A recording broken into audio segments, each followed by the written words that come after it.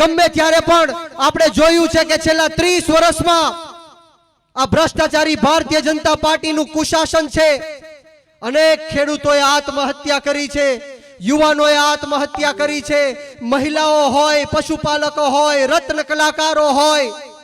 આ ગુજરાતની અંદર એક વર્ષમાં એટલે કે 365 દિવસમાં 9000 કરતા પણ વધારે લોકોએ આત્મહત્યા કરી છે.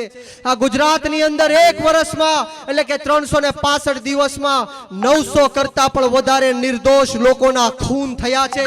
આ ગુજરાતની અંદર એક વર્ષમાં 365 દિવસમાં 2200 કરતા પણ વધારે મહિલાઓ સાથે રેપ ગુજારવામાં આવ્યું છે. ત્યારે કોઈ પણ જાતની ઘટનાઓ તમે લઈ લ્યો, મોરબીની અંદર પુલ દુર્ઘટના હોય, બધી જ ઘટનાઓને આપણે યાદ કરીએ.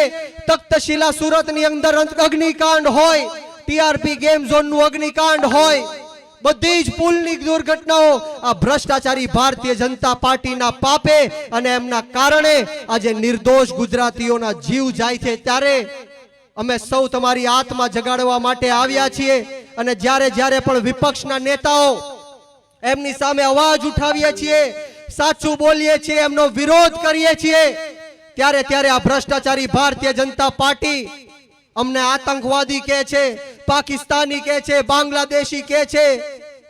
અમને આ રાષ્ટ્રમાં જે જીવવાનો હક અને અધિકાર આપ્યો છે એમાં પણ મોકૂફ કરવાનું કહે છે. ત્યારે આપણો આ ભારત દેશ કોઈ મોદી કે શાહના ફરમાનથી નહીં ચાલે.